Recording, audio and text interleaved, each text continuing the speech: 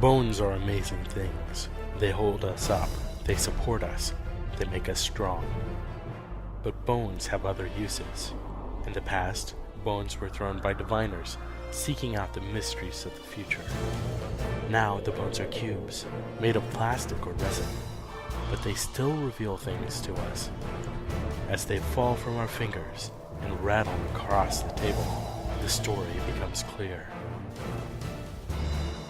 Welcome to Bone Throwers Theater, an RPG actual play podcast. And welcome back to Bone Throwers Theater. My name is Jeremy. I usually play Grayson Digby. My name is Aaron, and I am usually known as Brother Benedict. Is that what you said? I said I am usually known as Brother Benedict. I thought you said your name was Arrar. Yes, you just say Aaron. Did I? Yeah. We're all a little You tired. had a hard time pronouncing your own at that time. It's 10 after 1 in the morning, so it's a little on the funny side. My name is Jordan, and I typically play the GM. I run the show, essentially. A lot more this series than last series. Yeah. Terra Proximus, I was more of a facilitator. This one, I'm giving it a little bit more structure. Yeah. I'm Jeff, and I normally play Demetrius Norden. And I'm Johnny. I play Jorus Glave, the hothead. Yeah, the hothead. Luckily, you're still playing Jorus Glave. Gosh. You almost died again. You almost died in the first 15 minutes. You know what? Maybe I could have convinced Jordan to let me create a fairy character if I had died. No. No. You would have had to know too much. I remember because when Aaron and I were first talking about him joining the game, he's like, I want to make I think you said orc. Yeah, because I was wondering if it was true fantasy versus based on where it was. He's like, I want to make an orc priest as my character. And I'm like, that's great, but players only have access to humans at this point. Yeah. That's what I said. So, If Jorus died. yeah, no, I'm not giving you a fairy character. Then I would have to give you all sorts of information that I don't want to give you. You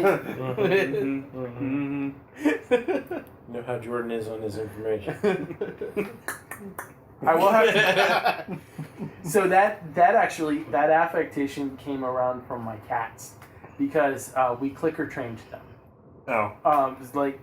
They were feral when we got them, and they wouldn't let us touch them. So the way that we got them to like us was we would make them touch us, like high fives and nose touches and stuff like that. And when they did that, we would click a button and then give them a treat. Eventually, we just left the buttons to the side and started going like this to make the same kind of sound as the button. So now when my wife and I, when we do something that either of us like or if we're just happy with each other, we could just go, and that sound just kind of rolled into the character. But yeah. It's going to be interesting to find out. I mean, I don't know if you plan. Is there a background, a reason for that? Like, it's going to be crucial later on. I will tell you this: he cannot survive in oxygen. Oh. So It's the mask. what he's wearing is actually a breathing apparatus. Okay. All right. Yeah, that was something really cool. Yeah, Adrian Mar, I'll give you a whole bunch of background on him.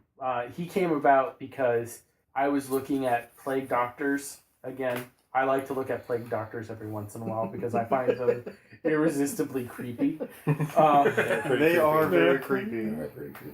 So when I was working on coming up with the last season and ending and then rolling into this season, I was looking at plague doctor art. And so when I created the calendar event, for the placeholder art, I used a plague doctor, which is really creepy. And really, actually, not creepy. It was cool art. Really cool art. It was cool. So I just I liked the art so much that the picture actually inspired the character. Okay. Well, talking to Ada Mar was excruciating. Mm-hmm. So confusing. Oh my goodness. I rolled with it. We made this joke last series with Terra Proximus, how it was so hard to talk to this one character, Burntail. It was so hard to talk to that character. That was Ada Mar That was easy. is like 10 times that. I guess because I've read enough fiction with fae, and that for me it's just like whatever. It's another fairy. It was extremely confusing. I wanted to make him a character who did not speak English very well. Yeah, you did. And also, in my mind, he's a very timid character. Mm-hmm. Yeah. His name is actually a Welsh phrase. It means dead bird. Yeah, but so he's supposed to be very timid and everything like that. And that's one reason I asked for your hawk, because he was like, oh, well, this looks like me, with the beak. But yeah, I thought it was time to introduce some characters into the world that gave more complexity to the fairy realm. Oh yeah, it gave a whole bunch more complexity. Yeah, it's hard to follow at times. Yeah, so now that we know there are two different courts. There's the Mist Court, and then there's the Banshee. Two that we know of, plus we have some background with history that there may still be more out there. Yes. Right. That we just have not made contact with any of them, correct? That's possible. I guess I could write that in. We just know there used to be a lot more fate in the world. Yes. Yeah, so, and then for some reason, King Hugh IV decided that he was going to separate the two churches, and it had to do with some agreement he made with the Banshee. Where the king, the current queen's father, that's right, made an agreement with the Banshee and split off from the Riemann Church. Yes. So the Riemann Church was the good guys. Guess who's At the good first. guy? Was. And then it sounds like... And it's still not even the Riemann Church sanctioned that's going on. These are people who are Riemann believers who are doing what they're doing. Who have made a new agreement. Correct. And it sounds like the queen has decided, agreement, no, get away. And Correct. is now... So it's sort of like the two sides of the church are flip-flopping. Yeah. Do we know, did process Shima of switching. have a blessing from the Riemann figurehead? He had a priest. He had a priest and King Carlo. Yeah. King Carlo Okay, of so Iberia, yes, yeah. they Iberia. did, and they knew what he was doing. So Yes. So yeah, we can assume that he had the Riemann blessing at the time. Yeah. I'm enjoying the complexity of this world. It's getting deeper than I ever expected it to. Yeah. How long ago did the queen's father die? It may be important. Then why are you asking me out of game? Good question. We're going to say 30 years.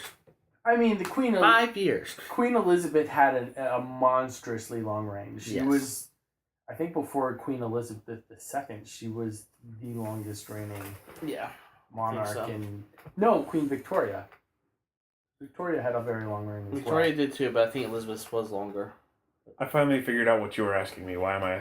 It might be important to my character's backstory. That's why I'm asking, because the backstory is already written in. It was at least a couple of decades ago. I'll have to do some more thought on it. Okay. I don't know if Jordan, you read, because Jordan did the same thing, sort of, that he did with Terra Proximus, and when we decided to do season 2, said, okay, take a look at your goals and beliefs and change what you think needs to change. So I did that for Grayson for this, and one of the things that I put down as the beliefs, which is now I don't know if you read that and chuckled, because I'm sure you had some of this planned already. Yeah. Was that it's like, okay, the Angelin Church may not be perfect, may not even be divinely sanctioned, but at least it's not pure evil. Yeah, I had my notes written up at that point. It's like, well, Yeah. So that especially sent your character's head for a spin. yeah. Yeah. And I love twisting the knife like that a little bit. So Yeah, so it was hard for me as a player to grasp the information that was being thrown. And then Grayson was just, with all that information being thrown at him, that's not his element. yeah, oh no, yeah. So he was just like, what's going on? This It is sounds ridiculous. So far, Figure it out so I can do something. So far this season, it's just kind of the way that I'm pushing it. It feels like season 1 was, if you guys are like points on the compass, it's like the compass was swinging in Demetrius and Grayson's favor. And this time around, it seems like it's swinging more in Benedict and Jorus's favorite. Well, from the first session, yeah. Yeah, from the first session. As far as Jorus, like all the information, the biggest thing Jorus got from this was a reiteration that the Queen can do no wrong. You know? Yeah. As soon as she found out that there was something wrong going on, she put a stop to it. Do you believe that the Queen can do no wrong, or that the Crown can do no wrong? Queen can do no wrong. Okay. Yeah. There was a big distinction made in the game today. Between the Queen and the Crown. Correct. And, Which, yeah. that was bothering me outside of character the entire night. I was like, they keep talking about the Queen, and then they keep talking about the Crown, and they aren't saying that they're the same thing. Right. But And it from was, like, really bothering from me. the information that was thrown out, at least even from Grayson's point of view, caught on to that. It was like, oh, there is a difference between the Queen and the Crown. Mm-hmm. And it sounds like the best interest of everybody is to make sure the Queen is the Crown. Yes. So yeah, And that's entirely George's attitude towards this group is like, you all care about the Queen. right. Yeah. In the context of royalty, the crown supersedes the ruler. Yes. Correct, yes. Yeah, just like here in the United States, the office of the presidency is not defined by the person to a certain extent. Right. Correct. Of course, that seems like some people are trying to change that idea, but you know, it's all about there has to be a continuation, Yes. Mhm. and so Liverich is looking at the need for continuation and to keep the country stable, Correct. whereas Jorus is very much focused on Queen and country. Yes. Jorus's Glave is almost the James Bond of his era, in that he wants to protect the Queen. I could see that. Yeah, I mean, Just so far hasn't done anything James And, like, Bond-ish. Isn't that James Severely low Bond from charisma. what was Skyfall? That kind of James Bond. Waits until the very end and then maybe kicks some butt. Yeah. No. I thought Skyfall was a good movie. I think Spectre and Quantum of Solace were both mediocre movies. Well, it's all Stefan was mediocre. I don't remember that one. Exactly. Exactly. Who does? The only thing I remember about that was at the end when they're fighting and everything blows up. Yeah. Was that the one with the new opening song from the guy? No, that was No. the one with the opening song from Jack White and Alicia Keys. Because there was one that was There was the second one with Craig Daniel Craig. Daniel Craig. But anyway, this is not the James okay. Bond podcast. Although we could do an entire podcast. We could. Yeah, A series about James Bond. Back to this. But yes, Jorus is all about Queen. Yes. Yeah, and he's willing to pretty much go to war with anybody. Even someone who's just trying to do his damn job. With 50,000 I didn't people have backing problem him doing up. his job. It was the fact that he wouldn't let me go to my room. I'm sorry, but you're not always going to be able to go to your happy little place. Yes, I This is Johnny coming through in his character. am. I just didn't like that they weren't polite about anything. Right. Well, okay. well, the first thing they do is lock us in our room. Yeah, which You know, is very distasteful. Security. when they just came and said the Lord wanted to talk to me, Sure. I came Got no perfectly problem with willing. See, I was fine with the guards outside. But Yeah. locking the door and having guards outside, that's just like Yeah, a exactly. Yeah, slap they in the act like we were face. going to pick It the felt lock like- and try to break away. Yeah. it felt like, Jordan, to be honest, it felt like you were getting frustrated with our characters. Yes. Always being in different places. Well, it felt like you were getting frustrated with our characters because you wanted to further the story, but at the same time, there were a couple of us, mainly myself and Johnny, that wanted to play our characters as our characters Yes. rather than metagame and be like, oh, okay, this is the next Yeah, Well, I mean, story plot. Yeah, I mean, we did not get anywhere near as far as I wanted to tonight. and my thinking on that was, and this comes back down to the way I rewrote one of my beliefs Yeah. or goals, is that You want to be seen as your own class. Yeah, Oh. Grayson wants to be respected and seen by nobility as a class of his own. Yeah. He's not nobility, but he's not a commoner. He is. Oh, you got to deal with this guy differently because he doesn't fit any category. So that's sort of how I was playing Grayson Sure. tonight. It's like, well, yes, he needs to go to this obviously because this is how the story is going to continue. he's going to go on his own terms. And yeah, see, my original intention was for them to question you some more and then release you, and then have them like you go back to Demetrius's shop to like regroup. Have Ader and Mar meet you at his shop, and then we just totally stretched that. and then No, Jordan messed that up because once you showed up, we had to wait forever. yeah, Mm-hmm. and I was like, Well, oh my god.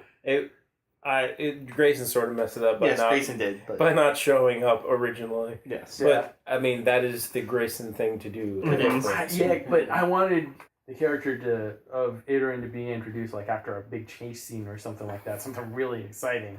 No. Instead, you caught him cowering in a closet. It was more of like we did catch him red-handed. console like RPG games where you have to search every corner of every room to Yeah. find something. Mm-hmm. Yeah, at first I was like, well, maybe they'll just leave no, that's boring. So we'll throw him in here. So But I heard that clicking noise and Assumed it was gears clicking. Or... exactly. Yeah. yeah, I didn't think that you would do that until you said it. I'm like, oh.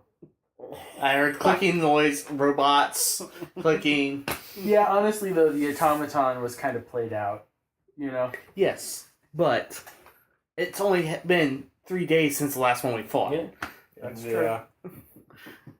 Like the mirrors, it's Yeah. gonna stick with us for a while. Yep. Forever. Forever. To be honest, forever. Grayson's never gonna let go of mirrors. Oh my goodness. Let's go ahead and talk about role-playing, because you did bring that up, and everything like that. Go ahead, everybody. 10 experience points from me. And now Only that 10. we've determined that in addition to increasing your skills, you can increase like the number of magic spells by using. Yeah, and that's thank you, something we character talked points. about before we started. Yeah. So I know Johnny and I, Both added a couple. our magic characters, we added a few. I mean, I added a few, one of which I know I'm never going to get to use anytime soon because we talked about the magic is just ridiculously hard to use. Yeah. There is something on there, you probably heard us talk about it in game once. There's one magic spell, Still Mind, and the target number is just flat out 43, Yeah. which is like beyond. It's like 12 points above heroic. I once read What does it do? What is the effective side? Still Mind. Go ahead and read it, Johnny. We gotta find it first. It's perfect for Grayson's character.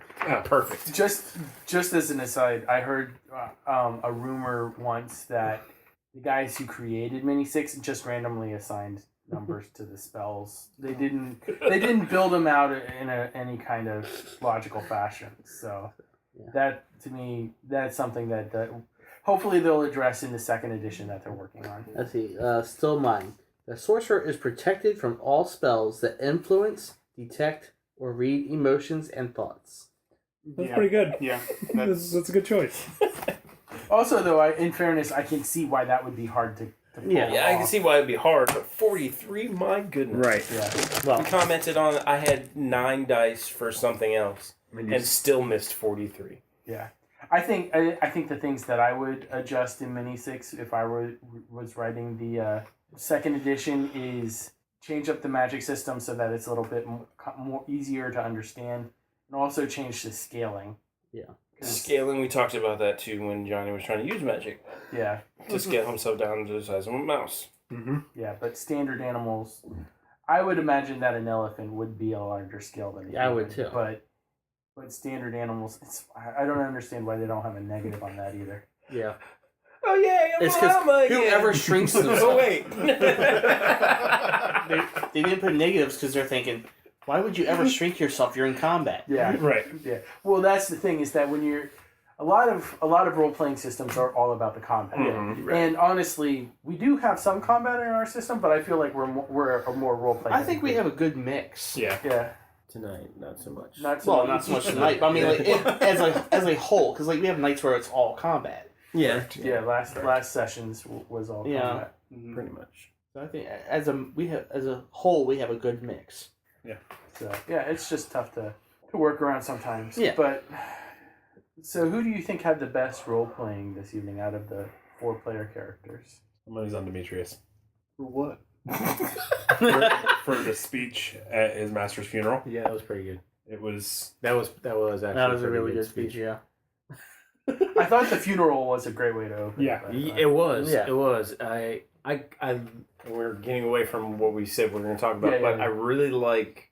It felt like a season opener. Yeah. Where it was like, okay, this is a few days later, and the characters have been off doing their own things, and now they're getting back together. Yeah.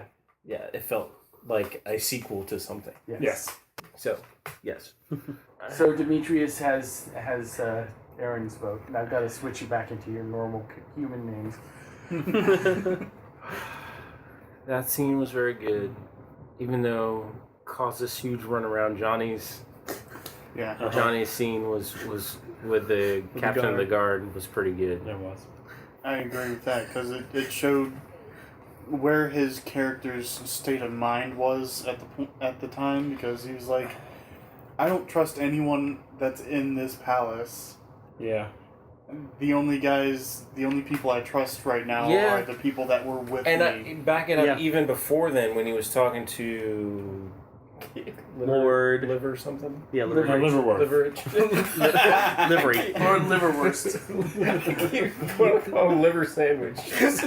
Yeah, Liverich was not the Liverich. best. Yeah, again, it was a name I pulled off of Yeah. an Elizabethan name Okay. sheet. Yes, but even in that, when all of us were in the room, Grayson was invisible.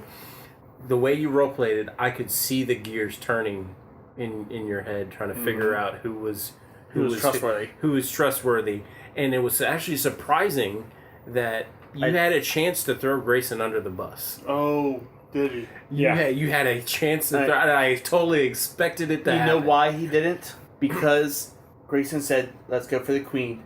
I went to the captain of the guard, and the captain of the guard betrayed me. Mm-hmm. Yeah. When Liverich said Walsham had told you to keep tabs on somebody, I was like, oh crap. Grayson's get thrown on the bus. He's here. He's not going to be able to defend himself. This is going to be very awkward for the rest of the session. But you didn't throw him under the bus, and I was like, ooh, okay. Because I can see gears You've proven turning. that I can Yeah. trust you. Yeah. Yeah. At least as far as the queen is concerned. So those two Automatic. scenes combined, even though Jeff, your scene, the opening scene at the funeral I think it was very good. Those two scenes combined, the captain of the guard and Liverich, I'm gonna say Johnny had the best role playing. I agree. My vote's for Johnny as well. Cool. So it looks like Johnny got the point. Unless he's gonna vote for Jeff, and then Or vote for Jeff, or yeah. if you vote for Jeff, then Jordan has to do a tiebreaker. I had a lot of fun with Benedict's. Yeah, I'm gonna talk about that one because I think that one's gonna have more effect on the next category. Yeah. Rather than Yes. Yes. I was like, what's the next category? The next category is Character development. the diner. I mean, the tavern, right? Yeah. Character development, I would definitely say Benedict. Yeah. Advances the character the most, definitely Benedict. Grayson didn't do anything to advance his character. He took a step back because of the information that he couldn't Couldn't cope process. with. And I think this is where I was struggling with the Benedict roleplay versus trying to play Benedict as he has been created, as he has been developed, yeah. versus where I want Benedict to develop into. Yeah, because we've had a talk before where the idea is that you meant him to be someone who is a little socially inept, Mm-hmm. but not stupid. Correct. I mean, I got 3D in wit. Right. I mean, I'm not Yeah. like an You're idiot. not an idiot. But the way that he's developed is that he's almost kind of Dunsey. a dunce. Or So you're not an idiot. He's you naive just- to a fault. Yes. To be honest, that's how everyone else around him would was perceive treating him Yeah. to begin with, which I think showed in season 1 because Mm-hmm. everybody else responded to him that way. It's like, oh, we're saying things that everybody else on Earth should know. Yeah. But this guy doesn't know it. Well, yeah, 'cause he's Okay. been living in a cave for 10 Yeah. years. But at the same time, like in tonight's episode, you showed that you're not an idiot because, you understood what the Fae was talking about a lot of times. Yes, and I think even some of that is because Benedict, I think, is drawn to this timid, fearful creature out of his element. You can communicate with him. Yes, and I think that really But, it showed caused that a connection there. it showed that you're not the idiot that people think you might be. Right. Yeah. Point. Yeah. That conversation with Brother Cadfael was a lot of fun. Yeah, that was definitely interesting. It's like, Went places I wasn't sure how to... Trying not to make it, big theological deep discussion. yeah. But at times it was tough not to have a big theological deep discussion. Yeah. I mean, that's just part of the character. It is. I mean, Right. Yeah. I mean, all five of us, there's 5 of us, Jordan, 5. But all 5 of us are people of faith. Yes. So, so that's something that's very important to us, and we all know quite a bit about our own particular beliefs and everything like that. Right.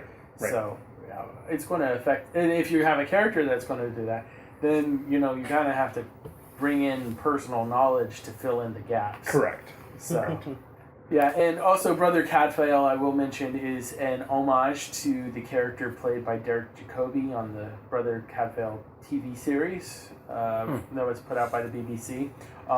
It was also based off of the Brother Cadfael is based off of a series of novels written by Ellis Peters. So if you want to check out some mystery novels set in Crusader era England, they're a pretty good set of novels. There's like 20 of them.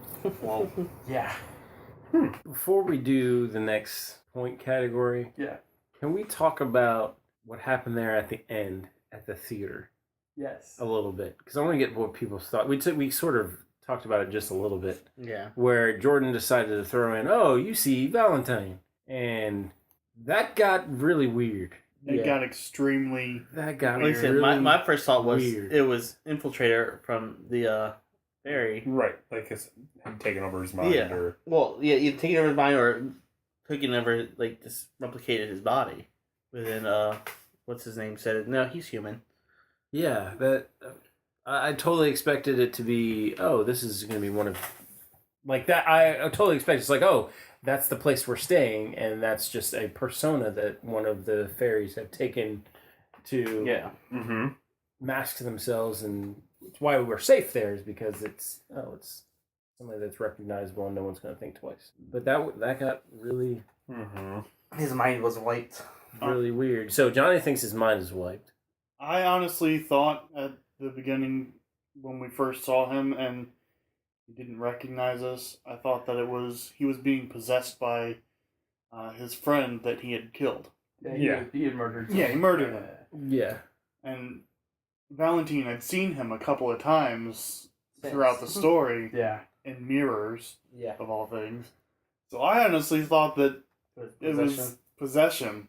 Like, he completely took over his body and was like, oh, I'm Valentine now, so who are you? Sort of deal. So you're thinking like the recent Spider-Man run where Dr. Octopus took over Peter Parker's body. Yeah, like that. But then again, maybe his brain just broke and he lost his memory. I thought he had just kind of moved on and didn't care anymore. Well, Like, I thought that's what my initial thought was, But and that's then- why I said Grayson's just going to give him a nod, and then Jordan said he just kind of looks at you puzzled, and I was like, okay. And then, honestly, me as a player, I was like, all right, finally, now Grayson is back into his element. So he went up and gave him a fake name just to figure out, get some information out of him, without giving any information about himself or what he was doing. Yeah, no one made any rolls on that. Didn't bother me. Well, and that's another thing. I immediately was thinking, oh, Johnny can see magic aura and see if there's any magic going. But then I was like, Grayson doesn't even know that Jorus can do that. No. You do know I know magic, but... Nope, he doesn't know. That's what he can do. So Grayson can't really say anything. Right. Well, and Demetrius was going to go up and confront him about dipping out in the middle of what everything was going on, and then... When was the last time we saw him? When we were saving Denchums? No, it was the automaton. The automaton. Yeah. Oh, we fought the automaton, and then we were headed... We're going to the palace. To the palace. Yeah, The we headed to the penultimate palace, section and of then last season. Yeah. So a little behind the game disclosure, Mike had to move. He's still in the area, but he had to move, and his time is being taken up by that, and so he's not able to join us again.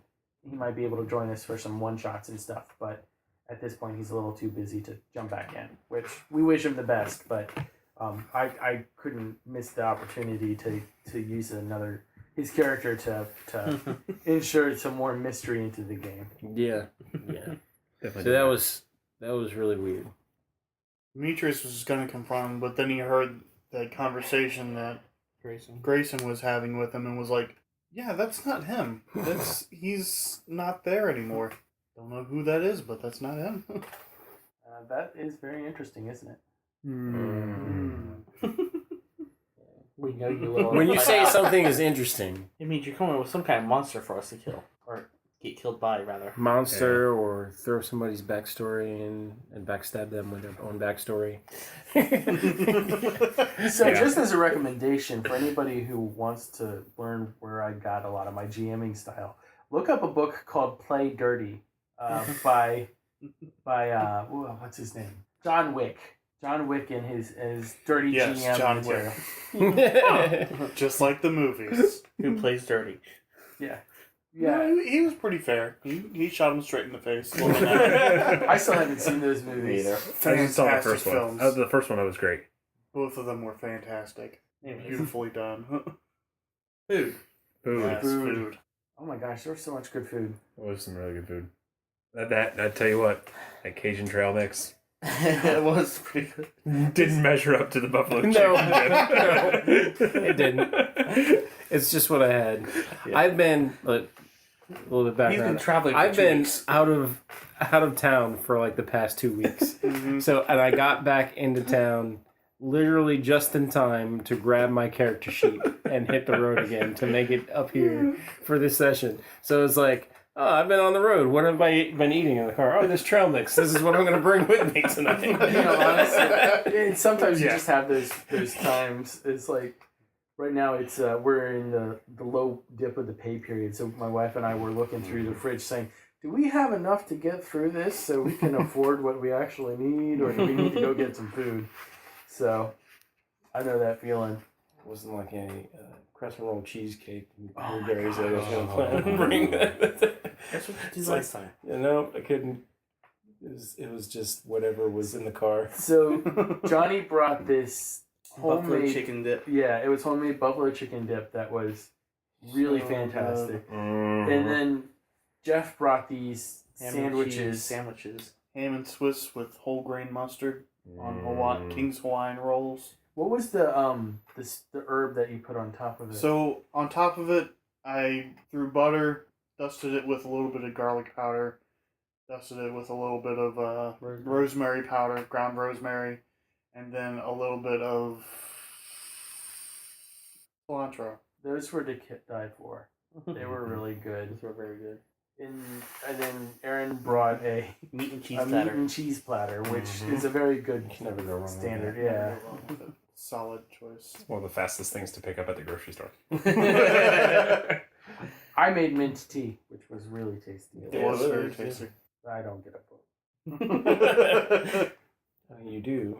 Remember, we established that if you get the vote, you just get to give the character one. Oh, that's right. I have had that happen before. I can't even remember what that. I don't remember what it was. was. It was tasty.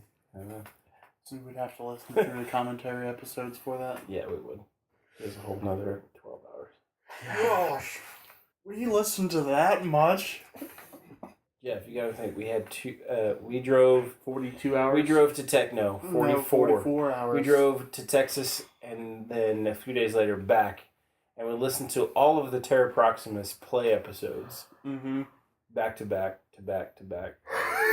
And that was to back. That was close to 60 back. episodes. Well, it was 60. It's 65 episodes with commentary.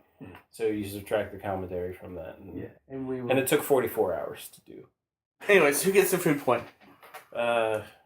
Even my wife liked the buffalo the buffalo dips. Mm-hmm. My vote. I have to go with Buffalo. It was very delicious. If you hadn't brought those to match I against know, the buffalo, I know. The sandwiches were so good though. Or like, I don't know which one I like better. I hit like 5 of them. Yeah. Yeah, they were good. There's some more because I'm like, Yeah, There's a couple. okay. There might be. Depends on who gets out the door first.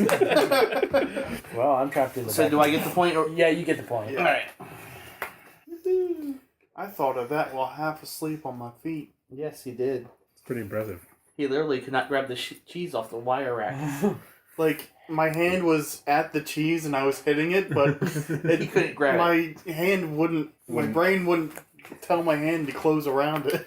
I think this season opener pulled in some of the stuff from the very last part of the session that was kind of niggling, like the magic sphere that you saw the outline of, Yeah. and stuff like that. I felt like I had to continue on with it, and I had to be honest to the questions that the ending brought up, like what's going on with this kid, this creepy kid. I think I knew that Walsham was working with other Fae. I think I knew that. That was an interesting development. I like that. I knew about that about halfway through last season.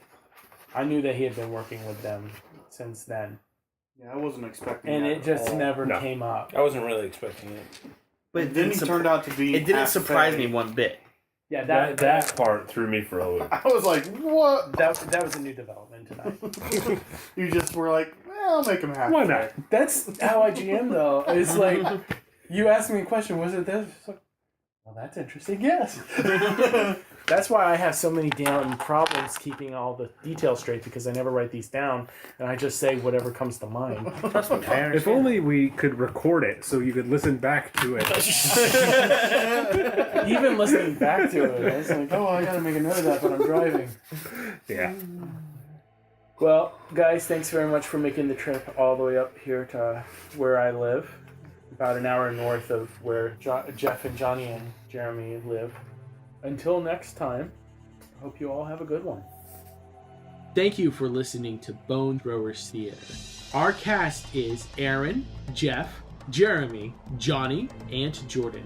We are releasing this podcast under a Creative Commons Attribution, Non-Commercial, No Derivatives 3.0 Unported license. That means that you can share the podcast, but please do not modify it or try to gain financially from it.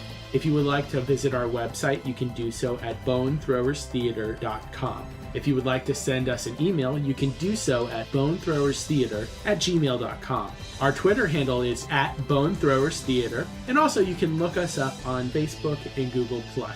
And until next time, may the bones fall ever in your favor. This has been a Nerd Circle podcast production.